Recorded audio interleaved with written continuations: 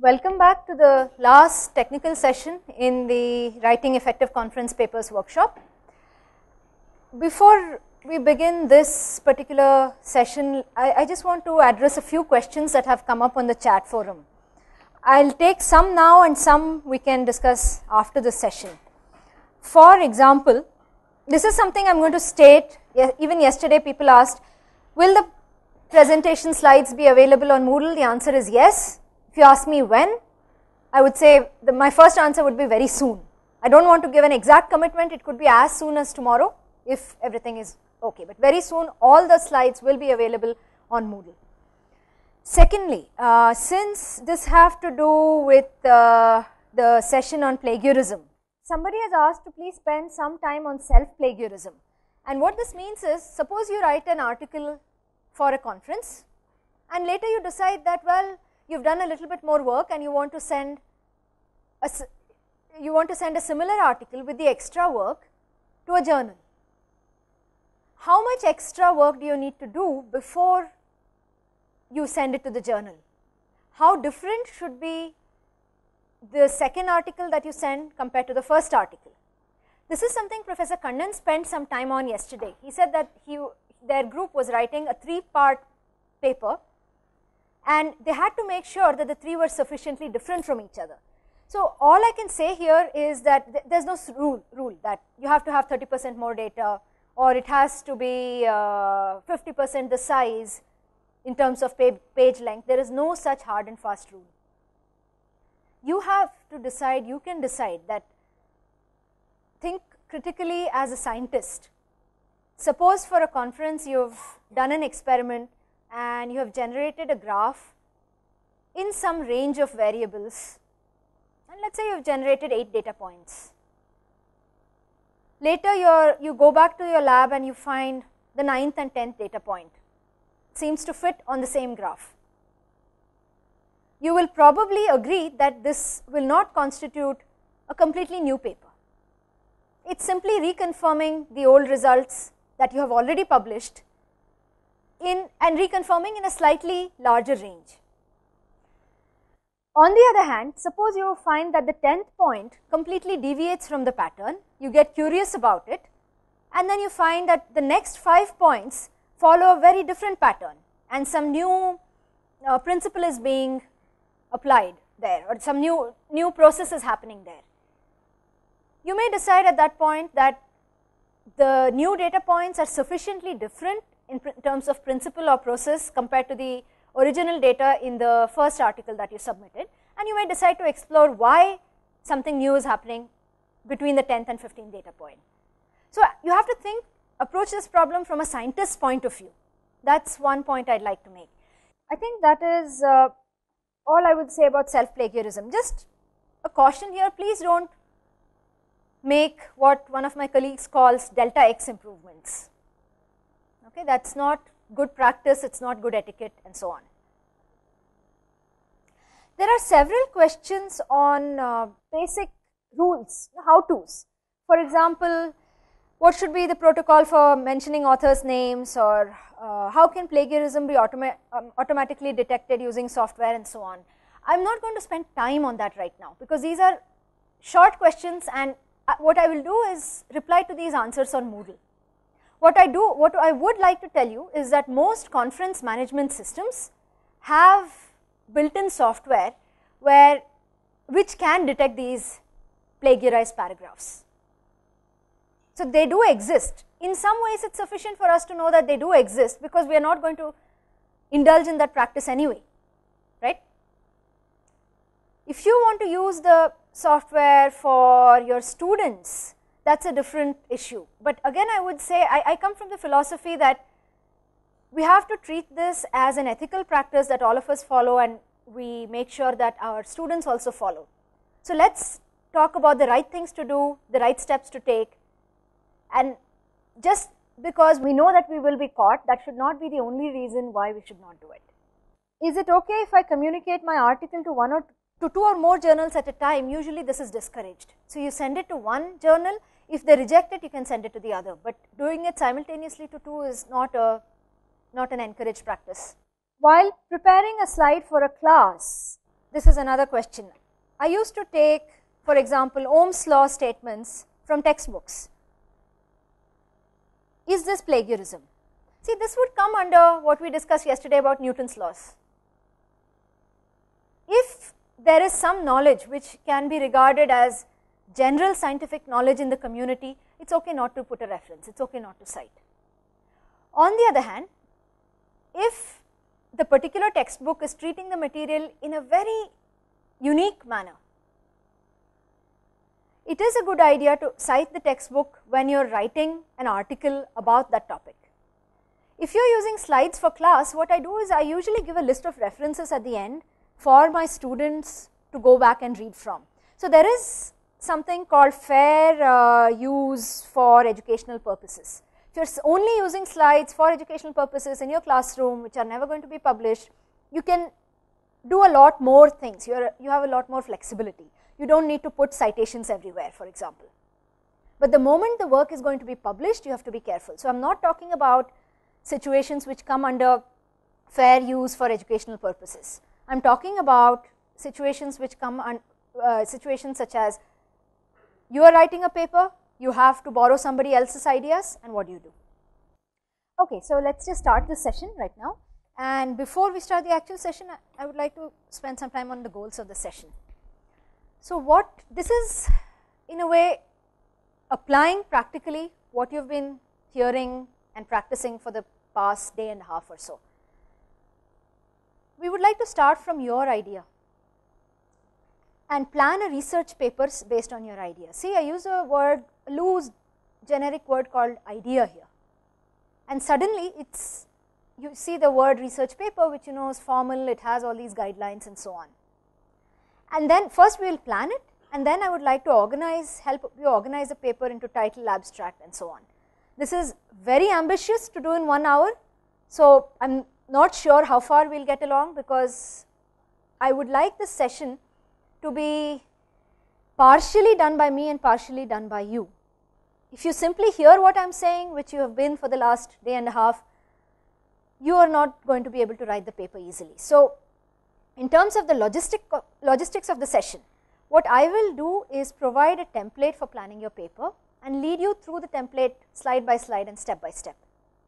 This is what we were thinking of doing yesterday in activity 2. This might be similar to it.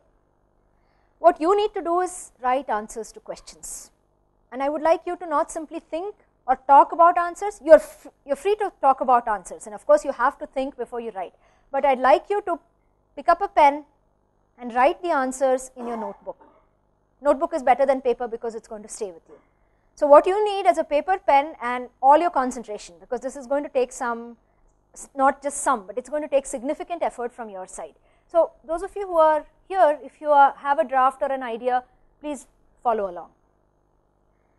How to do this is going to start from the mini homework that was posted yesterday. Now you see why this homework was posted.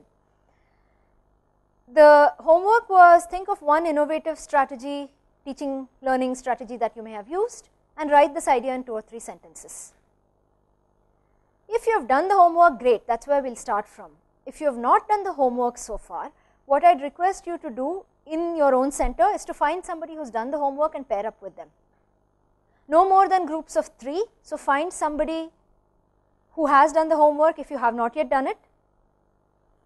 Shuffle around, just sit next to somebody, because unless you start with this idea, the rest of the session is going to be useless.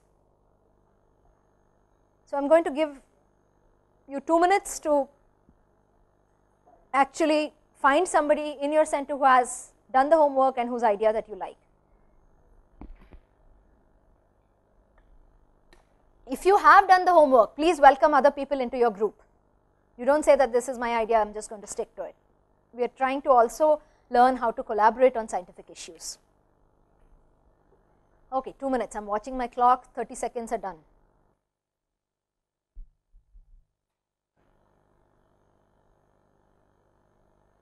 Okay, what I request the remote center workshop coordinators to do is to please help in reorganizing. Just see who has done the homework, who has ideas. If you want, you can form groups and simply write the idea right now. We can take a couple of minutes to do that. I'm going to assume that this is done, and let's start with the actual template. So the approach we are going to use is that we will start from your idea, and then there will be a step-by-step guideline for each of these sections: setup of the problem, explaining the solution, and defending the solution. And why these are required has been discussed in great detail yesterday and today morning and so on. I would like to note there is a fourth section which I haven't mentioned here yet. I would like you to note that these sections are not necessarily the sections of your final paper. These are what you would need in order to write your paper. So we are still at the planning stage. Once the plans are written down, then we will organize our paper. That's going to be section 4, the final section here. So what you're supposed to do, okay, the way this template works is there are 3 things: instructions which are in white, examples which are in yellow, which have been worked out for you, and blank blue boxes. So the moment you see a blank blue box, it means that you have to write, you have to do the work. The moment you see a yellow slide, it means there is an illustrative example, so read it and try to understand what's going on. So that's the way we are going to work through the session. First part, jot down your idea. Jot down your ideas about the work that you already did. So I'm going to take a paper. It's okay that you don't know the paper, because you'll be able to follow along what the authors did. Here is the example, and I'll try to go in the order of instruction, example, and then your work. The ideas that the author had to do about distance education and interactivity. So please read the slide.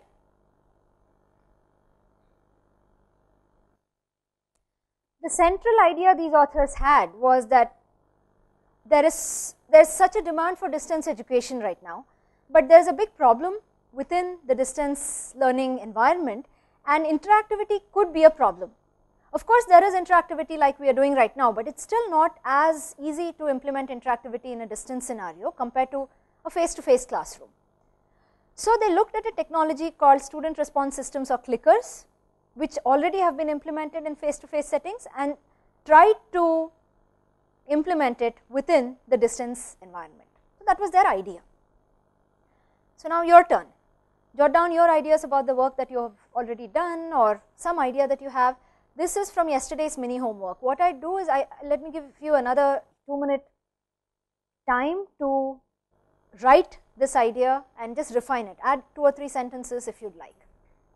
Again, coordinators, if you have any questions as to what to do here, how the participants should participate, please ask your question through the chat window. I'll try to lead you through it. 2 minutes again. Let me interrupt here. There was an important chat question. Should this idea be about the paper that you read yesterday, or should it be about your own idea? It should be about your own idea if it's not yet clear. So we are now starting with your own idea and trying to develop it into a full-fledged academic research paper. Yesterday we did analysis. We took existing papers and tried to determine, identify the various features in it. Today we are doing the opposite, or the synthesis part. We are starting with an idea and we are developing it into a paper. So please start with your own idea here. This is not about something that already exists. Okay, let's go on to the next section, but before that, again, I have a lot of questions on is this activity going to be submitted, etc. So right now, in this 1 hour, I only would like you to write it in your notebook. At the end of the session, I will discuss the homework which is going to be posted. It's a long homework. You will have about a week to do it, where you have to submit it and so on. But in order to do the homework, you need to do some classwork right now. Secondly, this idea should not be more than 1 slide. So 3 sentences, 4 sentences are good, 8 sentences are okay, but not 3 or 4 paragraphs. An idea is never that long. And I gave you some examples yesterday. Let me try to recall them. We used Moodle in an innovative manner to implement a project-based learning scenario with first-year computer programming students. That's sufficient. I developed an architecture for a system that performs so and so educational purpose, and so on. Okay, so next part, you have to now convert this to a problem. Why should we set up the problem? Why isn't it sufficient to start with the idea? If you remember what we talked about again for the past day and a half, all these points are familiar to you. You may have done this work, but simply describing it is not a research article. At most, it might be a report. You have to situate the work in terms of its context, relevance, usefulness, and rigor. You have to bring out all of these aspects going from idea to a research question, research problem. You need to think about and determine, identify what other work has been done. That's why it's research. Again, this part we talked about yesterday, related work. Finally, the reason why you have to set up the problem is if you don't sell your problem, nobody is going to buy your solution. Okay, so setup of the problem is the first important thing you do. The first step we'll take in setting up the problem is to determine what is the main concept underlying your work. What's the central idea, the key focus? We've used this phrase a few times. What I'd suggest is that you first illustrate the concept with an example and then you define it. See the example here. The key focus or the central concept underlying this work is improving interactivity in teaching in a distance mode. For example, in a face-to-face class, a teacher can ask a question and read the body language. I can't do it right now with you, so I'm limited in terms of interactivity. But I can read the body language of people who are sitting here. And it looks like there are some people who seem to be dozing off, which means I'm speaking too much. There are some people who are nodding. Most people are writing. Okay, so this is an example of interactivity in teaching. Several kinds of interactivity could be possible. We are now going towards a formal definition. It hasn't yet been written, but we're going towards it. You can have a teacher-student interactivity, student-student, student instructional materials, and so on. Student and technology. There are several different kinds of interactivity. So what I'd like you to do at this point is illustrate the main concept underlying your work, give an example, just give an intuitive feel to the reader what you're talking about. And since you see a blue box, it means you have to write. Feel free to discuss with your colleagues and fellow participants. Okay, let's move on. And if you feel that you do not have sufficient time to write this, or if you need more time to think, you have a complete week to do so. So the reason I'm leading you through this step by step is so that you'll be able to do the homework much more easily. You don't have to finish the activity today itself, but I want you to get an idea of what to do when you see this homework on Moodle. Next question is you have to answer why is your work important. And you have to justify it. It's not sufficient to say, I think this is important because. It's not about your feelings, it's about why is it important for the given broad topic or within this community that is discussing this topic. Let's look at our example of distance education and interactivity. Many universities are starting distance education programs to address the problem of providing quality education at low cost. However, there's a problem. Student perceptions towards distance learning do not show a preference for these new modes. And this has been quoted, I forgot to put the citation here. What it means is the person is using literature to show that students do not necessarily prefer distance learning compared to face-to-face learning.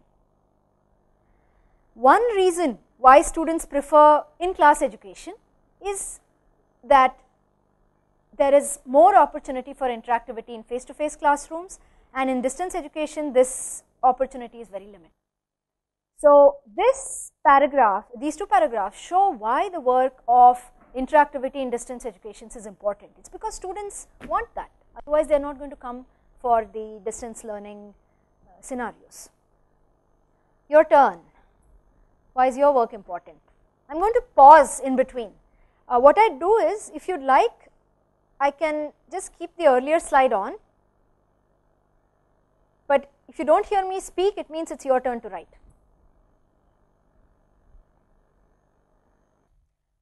Let me ask a question here which many of our students ask, especially novice researchers. They know that they have to describe why the problem is important, but they do not know how to go about answering this question. So there are further hints. What you can do is think about who requires your work, who is the target audience or possible potential target audience for your work. If we look at this example here about interactivity in distance learning, the target audience for this work is every teacher or every university that is implementing a distance learning program. Once you think about who could be using your work or who could be requiring the results of your work, it might help you write and articulate why your work is important. You may need to read a little bit more or read from relevant work to be able to answer this question, but you can start by thinking who requires your work. Again, today what I'd like you to do, not today, right now, what I'd like you to do is just use your prior experience and intuition to answer these questions. When you go back, you can always look up or read some other paper and further strengthen your answers. Let's look at the next question. What prior work has been done? For example, the sub-questions are there any traditional ways, commonly used traditional ways to solve your problem? Has anybody else attempted to solve your problem using a similar technique to yours? So we are simply at this point listing prior work. I am not asking you to do anything more than look at, find what else has been done. In our problem context in the example, the authors found that there was work related to improving interactivity in face-to-face classes using clickers. Lots of studies based on using the same technology but in a different scenario. So that was one set of prior work.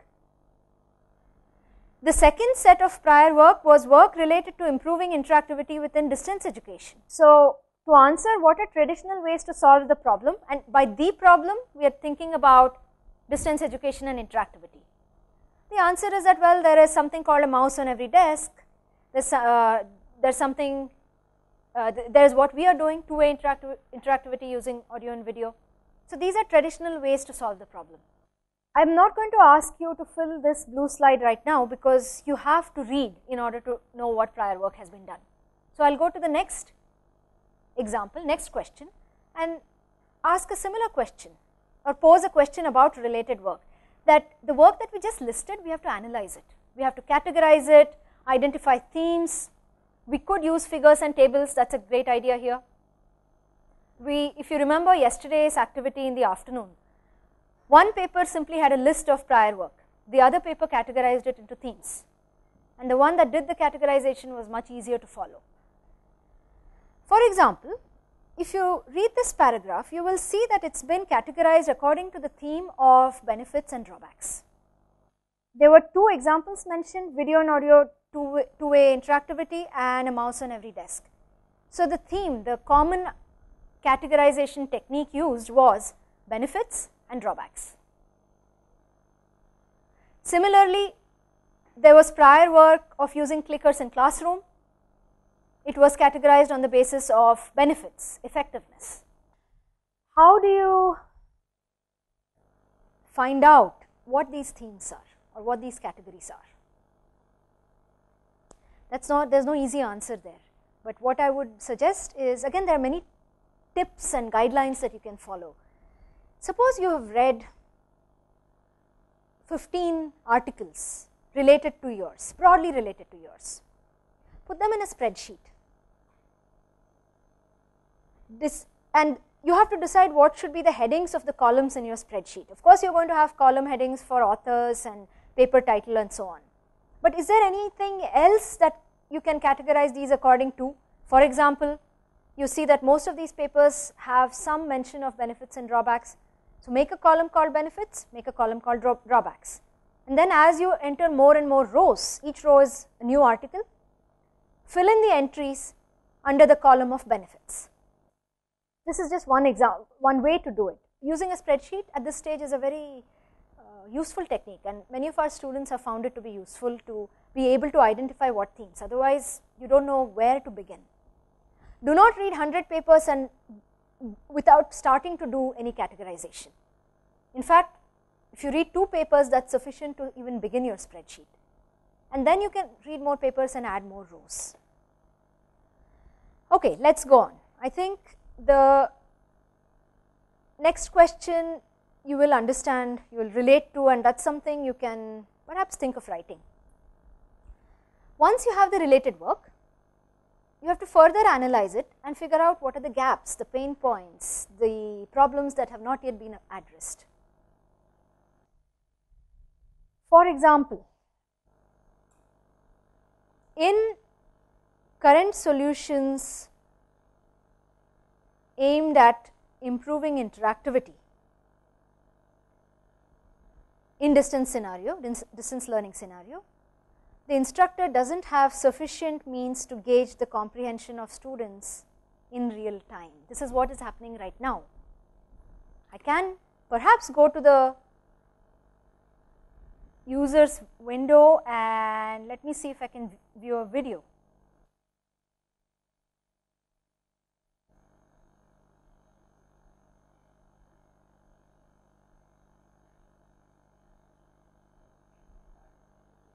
No, I don't want to start interaction, I just want to see the video.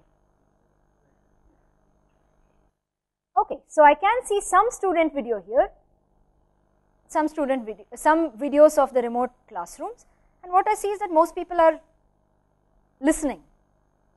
What I do not see is that people sitting and talking to each other.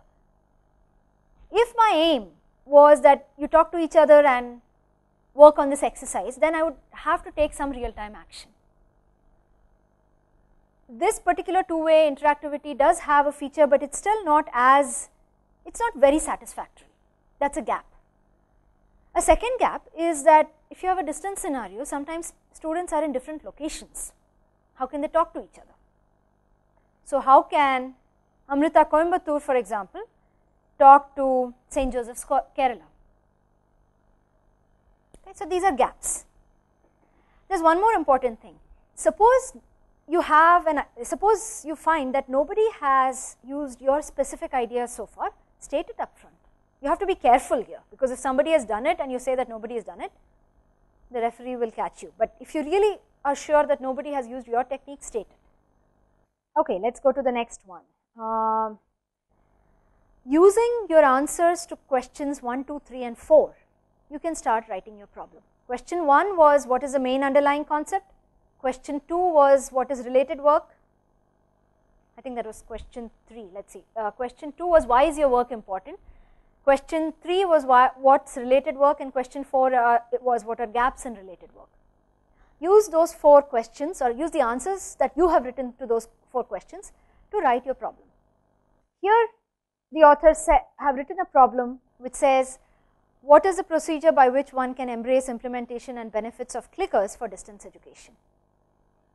If you notice, they have split their question into 2 levels, a broad level question and specific questions. When they do experiments or when they do their proofs, they are initially going to be answering specific questions. From the answers to specific questions, they may answer the broad level question. It's very hard to answer broad questions directly, but you do need it to make sense of your work. This is a place where I think I would like you to take a couple of minutes and actually try to work on this. You have an idea so far. How can you phrase it as a problem? Just do this exercise. What you should note is that try to write these problems as questions. It's going to help you a lot later, and it's also going to help the reader.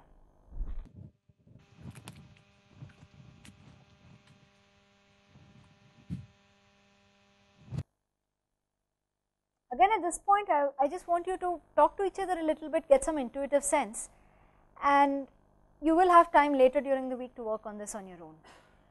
The whole point of this section is that by now, if you have filled out all these slides, if you know the answers and if you have written the answers to all these slides, and let's say you have translated it into your paper, the reader will be convinced that your problem is important and possibly your technique might be interesting. That's what you achieve by answering these questions. So we are taking an idea and we are going from the idea to organizing the paper itself. Next set of guidelines. You've set up the problem, people are happy, now you have to explain your solution. We talked about this a lot yesterday. What's your solution approach? Describe your overall approach, and here what you want to do is describe what possible details you will include. You don't have to include the details here itself.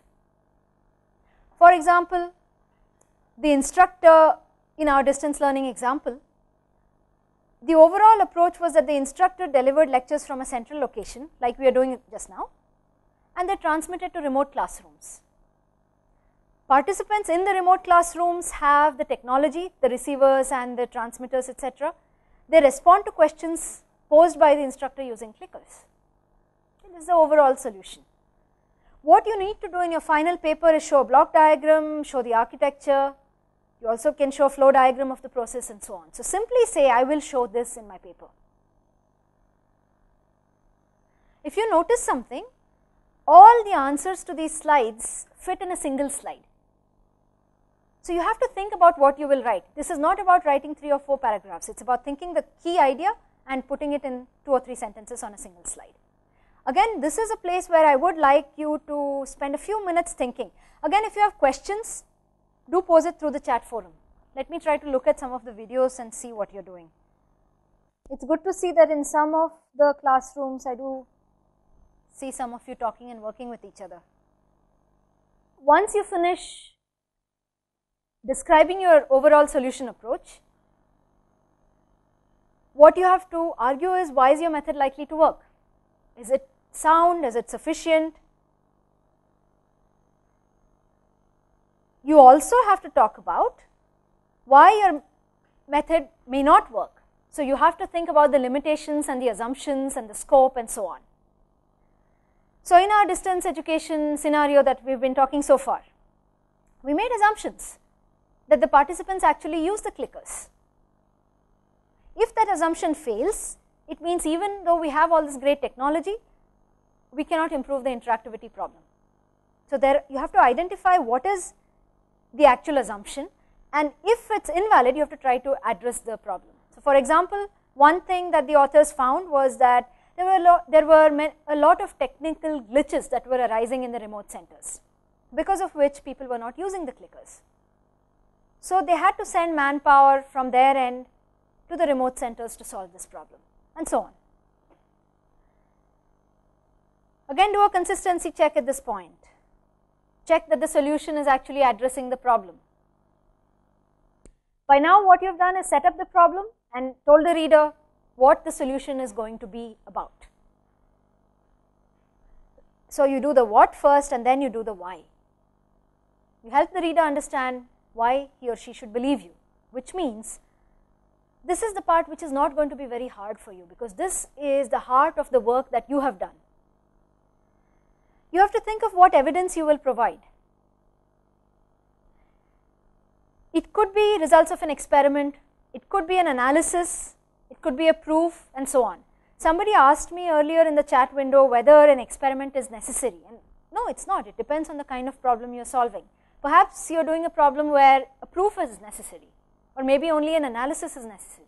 You have to decide what kind of evidence is important for your problem, and you have to provide that evidence. You also have to provide how you generated that evidence. This is important in science, because if somebody wanted to repeat your analysis or your experiment, they should be able to do so. So the distance clicker authors collected data. They tell you what kind of data, how many days worth of data, and how they analyzed it. Again, as I said, this is the part which most papers get. They're okay because this is their work. I have put a star here because I know this is something you won't be able to do sitting in a classroom, but you can think about it later.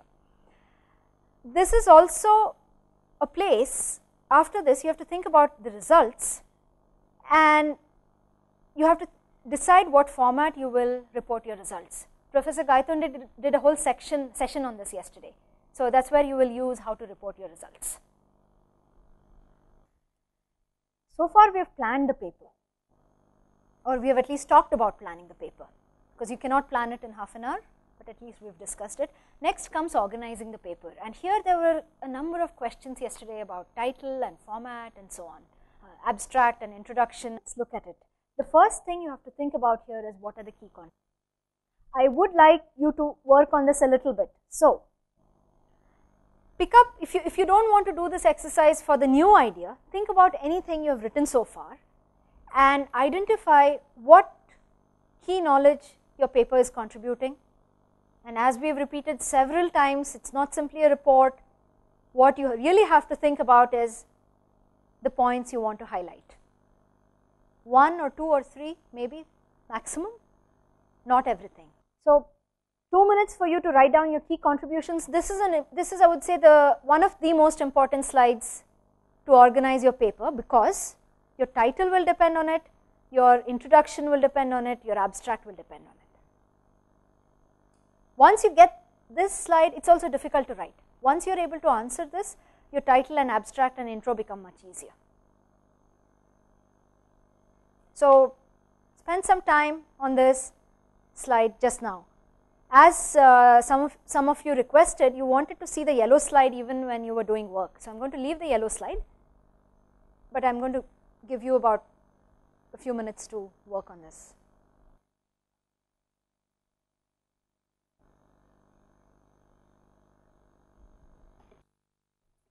I am assuming that you have thought about this a little bit and have been able to write some part of this, because if you have done this, all your questions from yesterday will become easy to answer. What is the title? Several of you asked this yesterday, we tried to answer it. Let's see how to do it. As some of you mentioned, it's not a good idea to pick any title. The hints that help you pick a good title they come from the previous slide of the key contributions. Capture the aspects that you want to highlight that you have already written in the slide of key contributions. Then come up with 3 or 4 options. Some may be too broad, some may be too specific, some may be long, some may be attractive, it does not matter. At this stage, simply write down various options for the titles, but try to make sure that they all capture your key contributions. I will show you an example in a moment. Let's look at the key contributions from the distance learning paper. There were 2 key contributions the authors thought which they mentioned. We provide the architecture of implementing a distributed student response system, which is another name for Clicker. So they develop and provide the architecture, that's one contribution, and the second contribution is the pedagogical process of using clickers in a distributed distance learning environment. Using these 2 contributions, they came up with 4 titles. The first one, using clickers in distance education. First, they simply came up with the titles. So, let's analyze them. This is too broad. It's still not too bad, because clickers and distance education has not been done so far, or at least it hadn't been done then. So, it was not such a bad title, yet it's a little too broad. The next possibility falls on the other end of the spectrum. Design of an open source student response system based on some particular architecture for a distributed setup in distance education. In fact, one of you mentioned this scenario exactly in the chat session yesterday. The problem here is that there are too many details and the key contribution is not clear. So, this one we are going to throw away immediately. Next title says design and deployment of clickers in a distance education scenario. It's slightly better than the first one, because it means that the authors have designed and they've used. It also gives the reader an idea that there is something original happening in the design, and it's that original design which has been used. So, this is at the right level, it does capture key contributions. The fourth one is very attractive. It says clicking away the distance from education. It's a cute, attractive title. However, sometimes you have to be wary of writing something too cute, because finally it's a professional forum. And I should mention at this point that this paper has been published under this final title. So the authors decided to go with the cute title. It's not a right or wrong choice, it's just something you have to be aware of. How attractive should you make it versus how professional? Second, and 2 and 4 are again on opposite ends of the spectrum. 2 has all the details, it's highly technical, but it's very dry. 4 has no details, but it's attractive. So here is how you go from the key contributions to coming up with something with a title, with firstly a set of titles, and use the analyses that you do later to pick one or the other. After you write your key contributions in your homework, you can work on this exercise. Okay, next thing, after title comes the abstract. How to write the abstract. Here you have to revisit all the slides that you have written so far. Section 1, setup of problem. Section 2, explain solution. Section 3, defend solution. Importantly, revisit the key contribution slide. Now you have to make choices. The first sentence here, decide what are crucial points, is what you have to be doing, but that is a difficult thing to do. You have to decide what's crucial and what can be left out. Some hints, further hints. The central problem is usually crucial. Unless somebody knows what the problem is, the solution won't make sense. If you've done anything new, it is crucial. If you have absolutely great results, you should include them in the abstract. A single sentence. I don't mean a data table or a figure.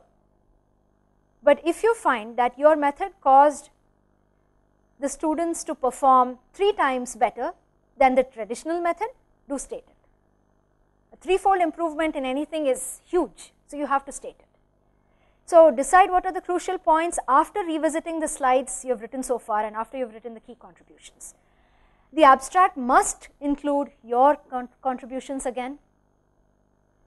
It should not be too broad and too generic like Professor Kannan Maudgalya explained yesterday.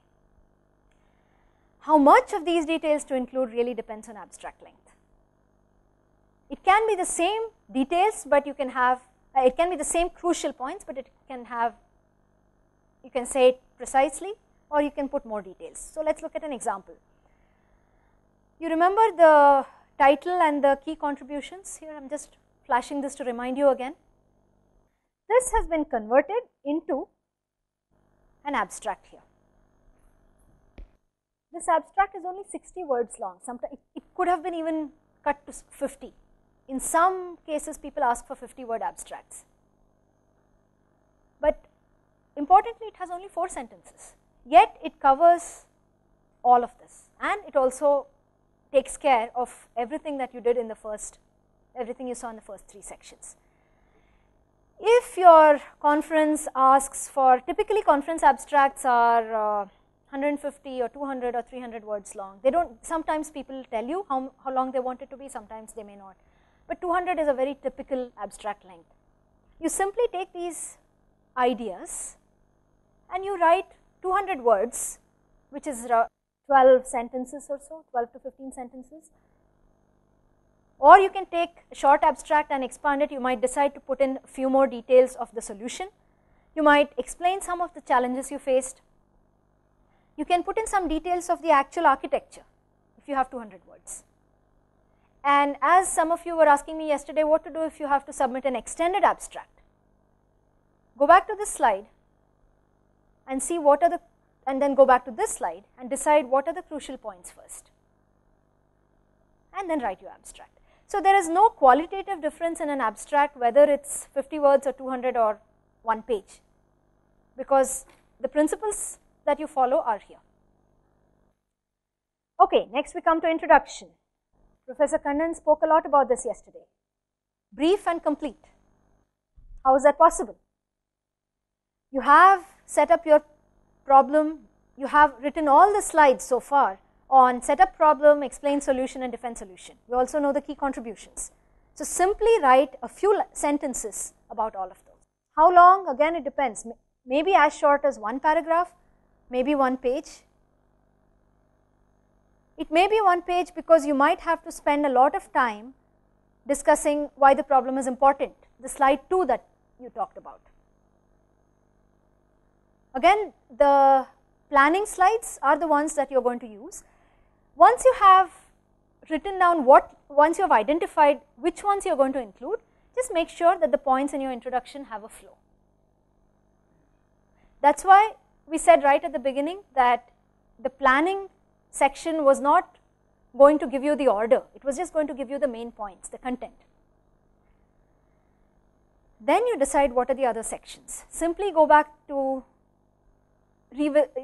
all the slides that you have written so far and decide where you will break up your flow. What are the sections, what are the titles of the sections, subsections and so on. You do not have to write too many new things yet at this point, because hopefully you have already done the work. And on the other hand, what you are doing here is taking what you have done and organizing it, sequencing it, giving it titles and so on. With that you are done with your paper.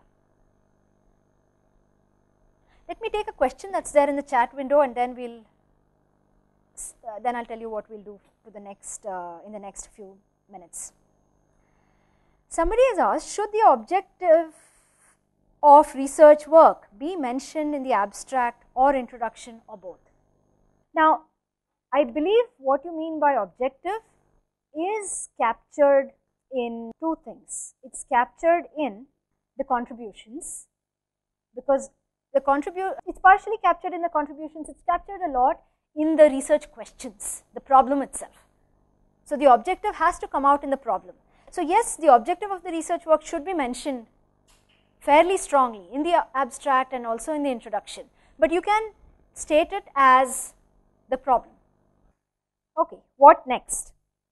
You have planned your paper, you have organized it, now you have to actually write it. Here is where all the good practices that Professor Phatak talked about yesterday come in handy. I have only been able to capture some of them here. I think this is something that was not mentioned yesterday, but he did mention it, right? Yes, good. So, he has done all the work for us. Read. The more you read, the easier it will be for you to write. Write a first draft, it does not matter how bad it is. It does not matter. At this point, you are not thinking of producing the best draft or even a good draft, but write a draft based on this template, these slides you have created so far. I am simply reiterating what Professor Phatak said, iterate and improve. Use all the guidelines you have learned in the past day and a half. Give your draft to a colleague, ask them to check, but when you give it to them, you have to specifically ask them what you want from them. If you simply give a draft to a colleague, perhaps they will correct your grammar and give it back, and maybe what you were more interested in was the flow, or maybe you are sure of the flow, you do not want to change it anymore because you have done 9 drafts and you want somebody to do a last quick check to make sure that there is no grammatical mistake. So, ask your colleague, request them to read it, but tell them what you want from them. And again, your colleague is only going to be reading, or they will only be willing to read maybe 1 or 2 drafts, unless you have colleagues who like you very much. So, use their help carefully. Do not give the same draft to the same colleague multiple times. They are valuable resources for you. I will talk about the second one first. The slides that we just discussed, complete the slides in the template. I will upload a slightly new revised version of the template. Complete them, write them, upload them on Moodle. Only the slides and only 1 slide per question. No 3 or 4 paragraphs, no first drafts and so on. Only the slides, 1 slide per question.